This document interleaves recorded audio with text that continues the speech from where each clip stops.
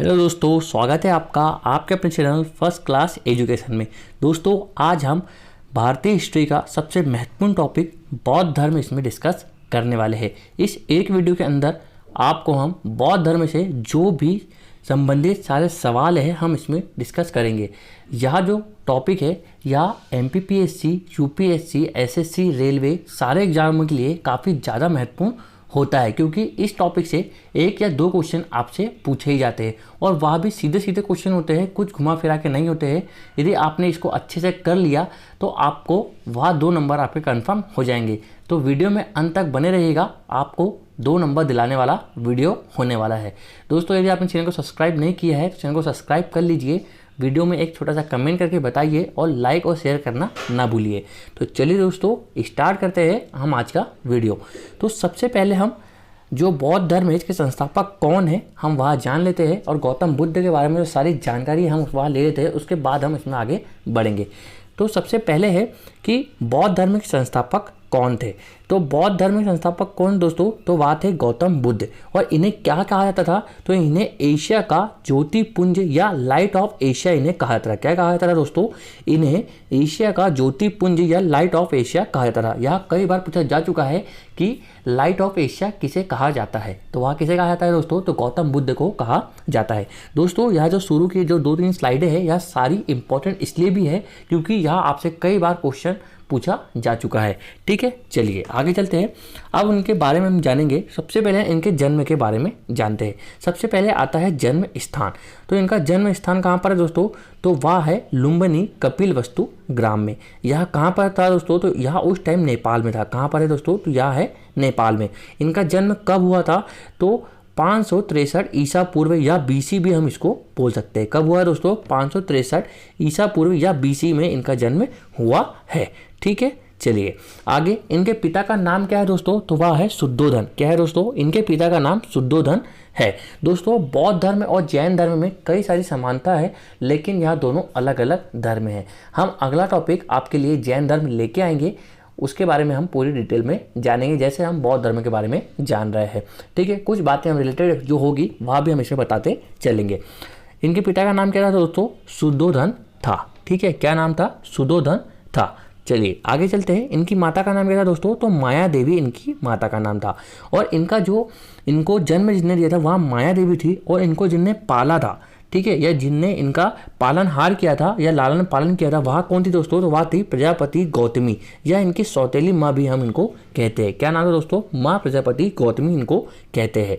ठीक है, इनके जो पिता थे या इनका गोत्र है वह किस गोत्र के थे, तो वह है शाक्य गण। ठीक है दोस्तों, किस गोत्र के है, शाक्य गण। दोस्तों, जो शाक्य गण है यह क्षत्रिय में आता है। किस में आता है दोस्तों, क्षत्रिय में आता है। दोस्तों, बौद्ध धर्म और जैन धर्म दोनों भी क्षत्रिय धर्म रहे हैं।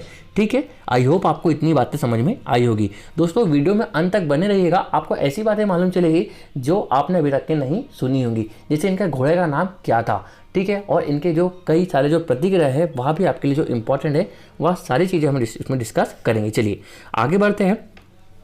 तो हमने जान लिया कि जो बौद्ध धर्म के संस्थापक कौन थे, गौतम बुद्ध थे, और इन्हें लाइट ऑफ एशिया कहा जाता था। इनके पिता का नाम यशोधन था और माता का नाम माया देवी, और सौतेली माँ का नाम क्या था, प्रजापति गौतमी। और इनका जो बचपन का नाम था वह क्या था दोस्तों, आगे है, बचपन का नाम इनका सिद्धार्थ हो जाता है। क्या दोस्तों, सिद्धार्थ इनके बचपन का नाम था। ठीक है, इनकी पत्नी का नाम क्या था दोस्तों, तो वह था यशोधरा। क्या था दोस्तों, यशोधरा इनकी पत्नी का नाम था। ठीक है दोस्तों, सिद्धार्थ से एक बात हम आपको बता देते हैं, जो सिद्धार्थ है वह महावीर स्वामी या जो जैन धर्म के जो महावीर स्वामी है उनके पिता का नाम क्या था दोस्तों, वह सिद्धार्थ था। यहाँ पर लोगों को बहुत कंफ्यूज होता है, तो हम आपको वह कन्फ्यूजन दूर कर देते हैं। आप 1-2 बार पढ़ेंगे तो आपको याद भी हो जाएगा कि जो महावीर स्वामी थे उनके जो पिता का नाम था वह सिद्धार्थ था, और जो बौद्ध धर्म में जो हमारे गौतम बुद्ध है उनके बचपन का नाम क्या था, सिद्धार्थ था। ठीक है, आई होप आपको यह बात समझ में आई होगी। चलिए आगे चलते हैं। अब यहाँ इनकी पत्नी की हमने बारे में बात कही। इनकी पत्नी का नाम क्या था दोस्तों, तो यशोधरा था। क्या था दोस्तों, इनकी पत्नी का नाम यशोधरा था। और वहीं यदि मैं महावीर स्वामी की बात करूँ या जैन धर्म में बात करूँ, तो जो इनकी जो पत्नी थी उनका नाम क्या था दोस्तों, तो वह था यशोदा। क्या था दोस्तों, यशोदा। ठीक है, यशोदा और यशोधरा दोनों अलग अलग है।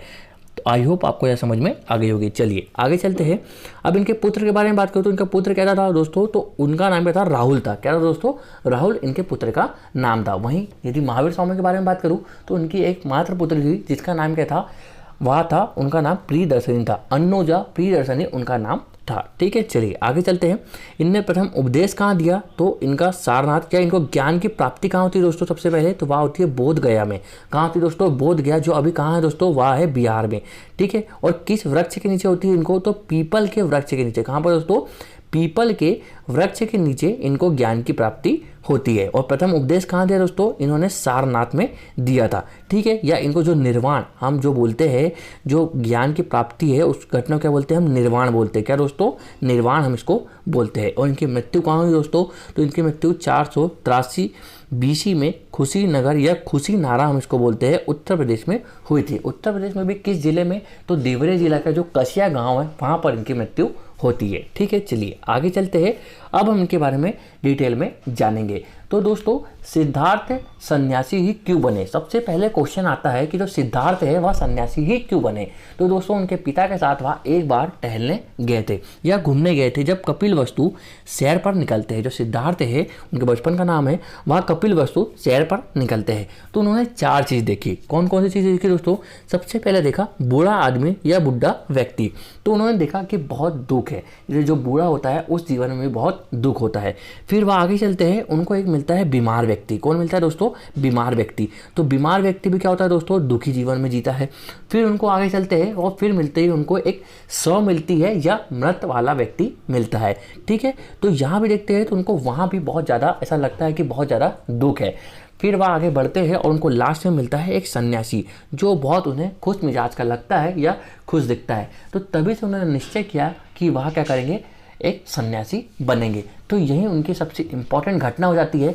यहाँ 4 चीज़ पूछ लेते हैं, कई बार पूछा जा चुका है कि वह जब सैर पर निकले थे उन्हें 4 दृश्य कौन कौन से दिखेंगे।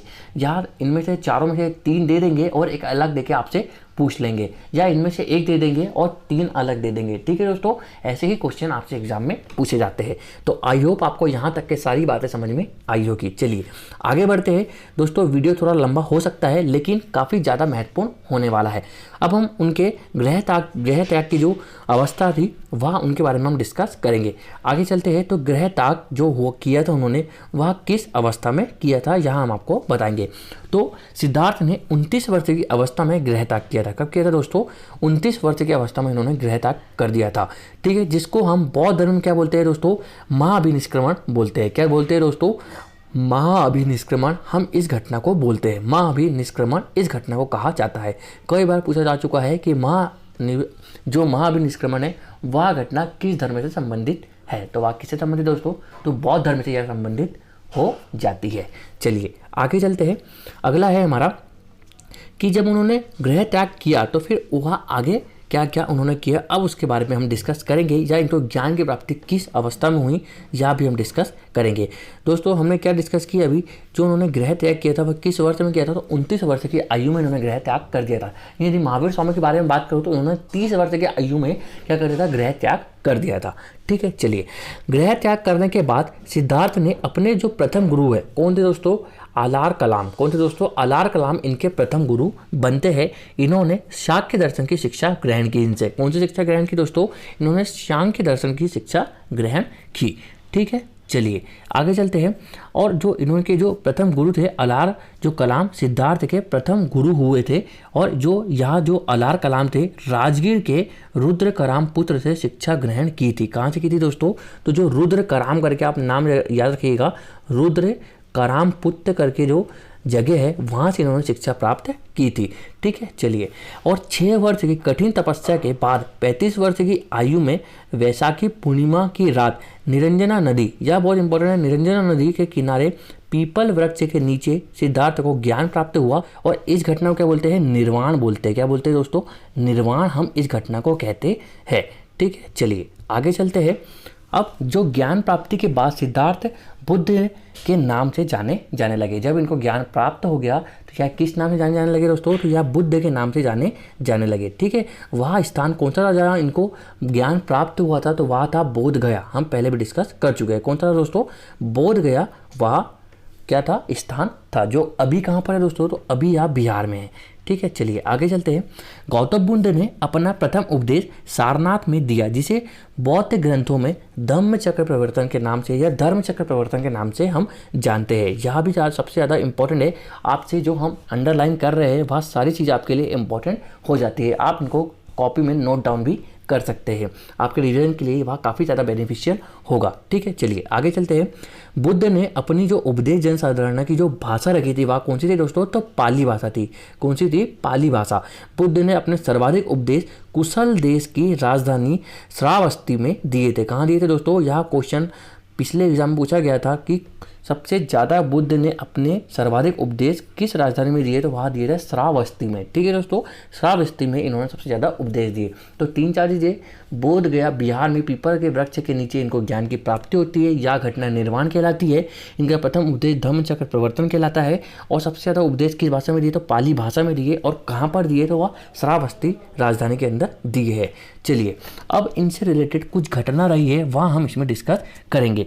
तो जो ये घटना है, यह प्रतीक चिन्ह है, यह आपसे कई बार पूछे गए हैं कि इनके जन्म के समय क्या प्रतीक चिन्ह था। तो इनके जन्म के समय कौन सा प्रतीक चिन्ह था दोस्तों? तो जन्म के समय इनका कमल एवं सांड। यदि सांड से डिस्कस करूँ तो सांड इनके यौवन के समय हो जाता है। कौन सा दोस्तों? जब वह क्या होते हैं, जहाँ वे एक युवा अवस्था में होते हैं तब इनका प्रतीक चिन्ह क्या हो जाता है दोस्तों?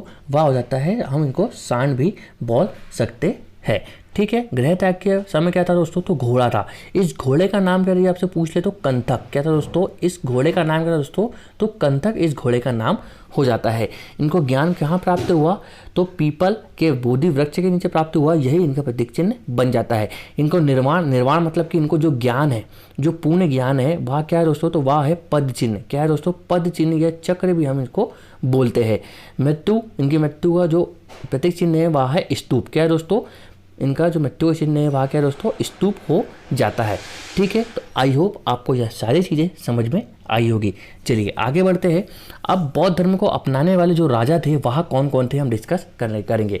तो कौन कौन से राजा थे दोस्तों? तो वह थे बिंबिसार, प्रसेनजीत, उदयन और सम्राट अशोक, जिसमें सबसे ज़्यादा फेमस है सम्राट अशोक, जिसने सबसे ज़्यादा बौद्ध धर्म का प्रचार प्रसार किया था। और फिर थे राजा कनिष्क। ठीक है, यह 5 लोग थे जिन्होंने बौद्ध धर्म को अपनाने वाले राजा बने थे। गौतम बुद्ध की जो मृत्यु है वह 80 वर्ष की अवस्था में 483 बीसा पूर्व कुशीनारा या कुशीनगर उत्तर प्रदेश में हुई गई, जिससे बौद्ध धर्म में क्या कहा जाता है दोस्तों? महापरिनिर्वाण कहा जाता है। महापरिनिर्वाण और निर्वाण दोनों अलग अलग है। ज्ञान की प्राप्ति निर्वाण होता है और इनकी मृत्यु के समय जो बौद्ध धर्म बोलते हैं वहाँ महापरिनिर्वाण होता है। ठीक है, चलिए अब कुछ शासन के संगति, बौद्ध संगति, इसके बारे में हम कई बार पूछी जा चुकी है, या बौद्ध संगति हम इसमें देखने वाले हैं। तो प्रथम बौद्ध संगति कब होती है दोस्तों? तो 483 ईसा पूर्व में जब इनका मृत्यु हुई थी तब कहाँ पर हुई थी? तो राजगृह में हुई थी। कहाँ हुई थी दोस्तों? राजगृह में हुई थी। और इस समय अध्यक्ष कौन थे? तो वहाँ महाकश्यप थे। और शासनकाल कौन सा था दोस्तों? अजात शत्रु का था। किसका था? अजात शत्रु का। द्वितीय कब होती है दोस्तों? 383 ईसा पूर्व में होती है। स्थान वैशाली हो जाता है और इसके अध्यक्ष सभाकामी, और जो शासनकाल है वह कालाशोक हो जाते हैं। तृतीय बौद्ध संगति के बारे में बात करूँ तो 251 ईसा पूर्व पाटलिपुत्र में होती है। और इसके जो अध्यक्ष थे वह थे मोगिल लिपुत्तिरेस, जो इसके थे वह अध्यक्ष हो जाते हैं। और अशोक के समय यहाँ हुई थी। ठीक है, इसके शासनकाल किसके थे? तो अशोक थे। सबसे इंपॉर्टेंट यह वाली बौद्ध संगति कहलाती है। चतुर्थ के बारे में बात करूँ तो चतुर्थ कब हुई थी दोस्तों? प्रथम शताब्दी में होती है अपने, और कुंडल 1 में होती है। इसके जो अध्यक्ष थे वह वसुमित्र थे। और उपाध्यक्ष कौन थे दोस्तों? तो वह थे अश्वघोष। ठीक है, और शासनकाल किसका था दोस्तों? तो कनिष्क का शासनकाल हो जाता है। चलिए आगे बढ़ते हैं। आपको यह सारी चीज़ समझ में आई होगी। आपको यदि समझ में आती है तो हमारे वीडियो को लाइक, शेयर और चैनल को सब्सक्राइब कर दीजिए। आगे है बौद्ध धर्म के बारे में हमें विशद त्रिपिटक प्राप्त होते हैं। जो त्रिपिटक के बारे में आपने सुना होगा वह कौन कौन से दोस्तों? तो विनय पिटक, सूत्र पिटक व अभिधम्म पिटक जिसको हम बोलते हैं। यह तीनों के तीनों जो पिटक है वह पाली भाषा में हुए हैं। किस भाषा में हुए दोस्तों? पाली भाषा में हुए हैं, जिससे बौद्ध धर्म का क्या हुआ है? प्रचार हुआ है। चलिए आगे चलते हैं। अब जो बौद्ध धर्म है 2 भागों में विभाजित हुआ है। कौन कौन सा दोस्तों? तो भिक्षुक और उपासक। कौन कौन सा है? भिक्षुक और उपासक। भिक्षुक में कौन कौन से आते हैं दोस्तों? तो बौद्ध धर्म के प्रचार के लिए उन्होंने संन्यास ग्रहण किया, उन्हें हम क्या बोलते हैं? भिक्षुक कहते हैं। और उपासक कौन होते दोस्तों? तो गृहस्थ जीवन व्यतीत करते हुए बौद्ध धर्म अपनाने वाले को हम उपासक कहते हैं। बौद्ध संघ में सम्मिलित होने के लिए न्यूनतम आयु 15 वर्ष और बौद्ध संघ में प्रविष्ट होने की जो उपसंपदा उसको कहा जाता है। ठीक है, बौद्ध धर्म ने अपना जो प्रचार प्रसार करने के लिए कई संघ बनाए और उसके लिए कुछ शर्तें रखी। जो शर्तों को पूरा करेगा वहाँ क्या बनेंगे, बौद्ध धर्म में जाएंगे। ठीक है, अब बौद्ध धर्म में त्रिरत्न हुए। कौन कौन से त्रिरत्न हुए दोस्तों, तो वह थे बुद्ध, धम्म और संघ। कौन कौन से थे, बुद्ध, धम्म और संघ। इसमें क्या हुए, 3 त्रिरत्न हुए। ठीक है, चलिए आगे चलते हैं। चतुर्थ बौद्ध संगति के बाद बौद्ध धर्म को 2 भागों हीनयान और महायान में विभाजित कर दिया गया। कौन कौन से, हीनयान और महायान में। ठीक है, तो जातक में बौद्ध धर्म की पूर्व जन्म की जो कहानियां वर्णित होती है, जो जातक है एक बुक है, उसमें बौद्ध धर्म के पूर्व जन्म की कहानियां हैं। हीनयान का प्रमुख ग्रंथ कौन सा है दोस्तों, तो वह है कथा वस्तु। कौन सा है दोस्तों, कथा वस्तु। महात्मा बुद्ध का जो चरित्र जीवन है वह अनेक कथानक के साथ वर्णित है। किसमें, कथा वस्तु में। चलिए आगे चलते हैं। अब जो बौद्ध धर्म है उसमें आर्य सत्य हुए। आर्य सत्य का मतलब है कि जीवन जीने की कला या जीवन में क्या दुख है क्या सुख है, ये ज्ञान कैसे प्राप्त हो उसके बारे में बताया गया। तो आर्य सत्य में कौन कौन से थे, 4 आर्य सत्य 4 थे। कौन कौन से थे, एक तो दुख, दुख समुदाय, दुख निरोध या दुख निरोधगामिनी प्रति संपदा। मतलब इसका मतलब है कि आपको दुख कैसे हुआ, दुख क्या है और दुख का निवारण किस प्रकार होगा, उसके लिए 8 असंगति हुई। कौन सी हुई, अष्टांगिनी जिसको हम बोलते हैं, अष्टांगिक जिसको हम बोलते हैं, वह 8 अष्टांगिक कौन कौन से हैं दुख के निवारण के लिए, यह भी गौतम बुद्ध ने हमको बताया। तो वह कौन कौन से है दोस्तों, अब हम आगे देखने वाले हैं। वह दो जो 8 अष्टांगिक है मार्ग है जिससे हम दुख को कम कर सकते हैं, वह कौन कौन से है, तो वह है सम्यक दृष्टि, सम्यक संकल्प, सम्यक वाणी। सम्यक का मतलब होता है अच्छा। क्या होता है दोस्तों, सम्यक का मतलब होता है अच्छा। अच्छी दृष्टि रखो, अच्छे संकल्प करो, अच्छी वाणी बोलो, सम्यक कर्मांत अच्छे कर्म करो, सम्यक अजीव अच्छे से जियो, सम्यक आयाम या सम्यक व्यायाम आप नित्य व्यायाम करिए, सम्यक स्मृति या सम्यक स्मृति या ज्ञान लीजिए, और सम्यक समाधि। या 8 अष्टांगिक मार्ग थे जिससे दुख को कम किया जा सकता है। ठीक है दोस्तों, आई होप आपको यह सारी चीज़ें समझ में आई होगी। चलिए आगे चलते हैं। अब जो असनीरवाद है, अनिश्वरवाद, जो ईश्वर में विश्वास नहीं रखता है, वही बौद्ध धर्म है। ठीक है, जो अनिश्वरवाद के संबंध में बौद्ध धर्म एवं जैन धर्म में काफ़ी ज़्यादा समानताएं रही है। ठीक है, सर्वाधिक बुद्ध मूर्तियों का निर्माण गांधार के शैली के अंतर्गत किया गया, लेकिन बुद्ध की प्रतिमा मथुरा कला में है। किस कला में है दोस्तों बुद्ध की प्रतिमा, वह है मथुरा कला में, लेकिन ज़्यादातर कौन सी शैली रही है, तो वह गांधार शैली रही है। ठीक है, तिब्बत, भूटान एवं पड़ोसी देशों में बौद्ध धर्म का प्रचार पद्म संभव ने किया। इनका संबंध किससे, बौद्ध धर्म से है। ठीक है दोस्तों, आई होप आपको यह सारी चीज़ें समझ में आई होगी। तो आज की वीडियो को हम यहीं तक विराम देते हैं। अगले वीडियो में हम जैन धर्म के बारे में डिस्कस करेंगे। आपको वीडियो पसंद आता है तो ज़्यादा लोगों में शेयर करिए, चैनल को सब्सक्राइब करिए और एक छोटा सा कमेंट करके बताइए कि वीडियो आपको कैसा लगा है। और ऐसे ही वीडियो आप हमारी प्ले लिस्ट पर जाके देख सकते हैं। हम करेंट रिलेटेड टॉपिक भी और हिस्ट्री के भी रिलेटेड टॉपिक हम आपके लिए वीडियो लेके आते रहते हैं। तो वीडियो को देखने के लिए थैंक यू सो मच दोस्तों।